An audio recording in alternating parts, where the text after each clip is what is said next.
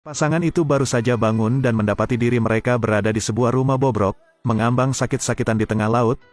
Melihat sekeliling adalah lautan luas dan sekumpulan hiu berenang di sekitarnya. Pria itu sangat menyesal tidak mendengarkan peringatan dari staf. Ternyata kemarin, pasangan itu pergi ke sebuah hotel di tepi pantai. Pada siang hari, orang senang bermain, tetapi pada malam hari tiba-tiba turun hujan. Pasangan itu sedang tidur ketika telepon berdering. Staf mengatakan ada hujan badai malam ini, menyuruh mereka pergi ke tempat yang lebih aman. Tapi Kyle tidak mendengarkan, mengira staf itu punya cerita besar, jadi dia menolak kebaikan untuk terus tidur. Tak disangka, badai besar datang, ombak besar memecahkan kaca, pasangan itu langsung terbangun. Ruangan itu ditempati oleh ruangan yang telah dibanjiri air.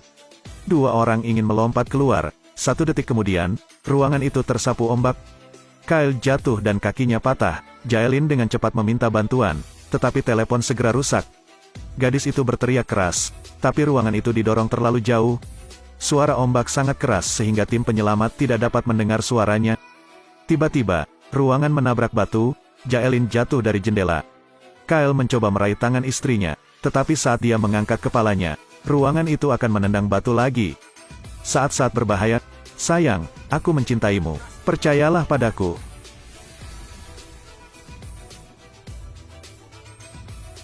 Pada saat Jaelin muncul ke permukaan, ruangan itu telah membentur batu. Gadis itu segera kembali ke kamar. Melihat Kyle kesakitan duduk di sudut, gadis itu ingin memanjat batu itu, tapi Kyle tidak setuju. Kalau menunggu di atas batu itu sangat berbahaya, apalagi kakinya juga terluka sehingga tidak bisa memanjatnya. Lebih aman duduk di sini dan menunggu. Jadi Jaelin membatalkan idenya, mengambil perban sementara untuk Kyle.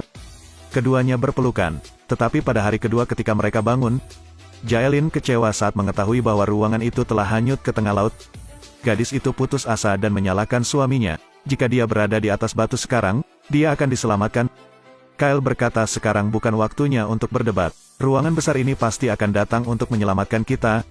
Sekarang yang terpenting adalah mengumpulkan semua perbekalan, karena Kyle terluka dan tidak bisa masuk ke dalam air. Jaelin menyelam di bawah rumah, menemukan beberapa botol air dan tas kerja. Namun gadis itu ditakuti oleh ikan yang tiba-tiba muncul.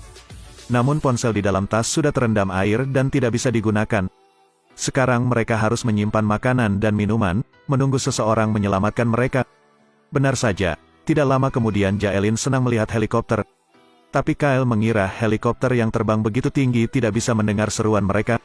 Di hari kedua, Jaelin bermimpi ketika setetes air jatuh ke wajahnya, langsung meminum beberapa tetes. Pada saat yang sama, ambil air kerang dan peras airnya untuk suaminya. Pada saat ini, gadis itu menemukan ada perahu di kejauhan, tetapi gadis yang tahu bagaimana menelepon tidak berfungsi. Gadis itu mengambil beberapa tongkat dan sepotong kain.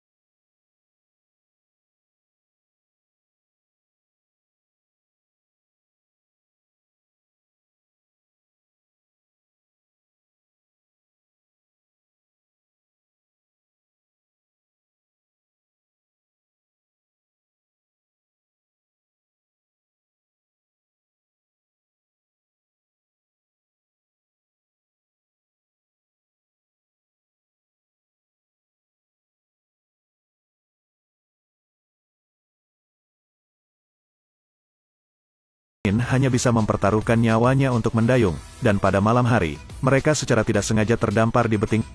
Jaelin mencoba membangunkan suaminya, tetapi Kyle tidak menanggapi. Gadis itu sekarang menyadari bahwa kaki Kyle telah hilang. Keesokan paginya, Jaelin terbangun di dalam air dan menemukan beting sudah terendam. Gadis itu bergegas mencari suaminya, tetapi ditemukan di kejauhan 2 ekor hiu telah memakan tubuh suaminya. Hiu itu pun berenang ke arah gadis itu. Gadis itu segera berlari ke pantai. Sambil panik kaki yang terluka, darah segar dengan cepat menarik hiu untuk datang.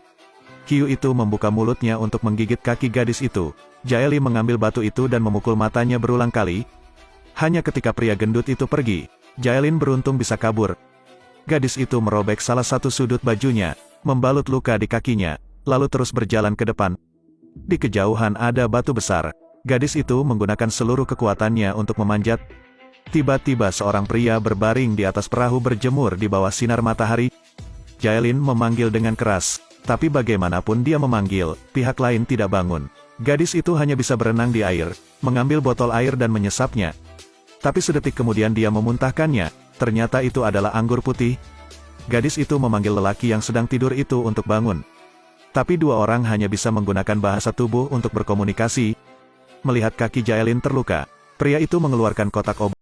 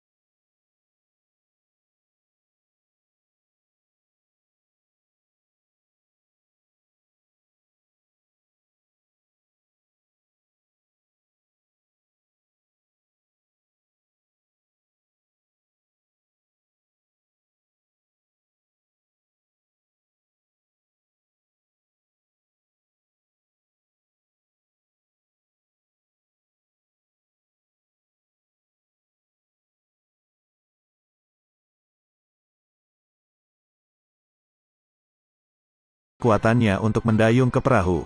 Daratan ada di depan. Setelah beberapa kali lahir dan mati, Jaelin akhirnya diselamatkan. Semua ini menurunkan IQ karakter utama. Untuk mempromosikan klimaks film, di tahun 2022 masih memungkinkan untuk syuting film seperti ini. Sutradaranya benar-benar bekerja terlalu keras. Namun saat bepergian, Anda harus benar-benar mendengarkan peringatan keselamatan dari staf. Film berakhir di sini. Sampai jumpa lagi.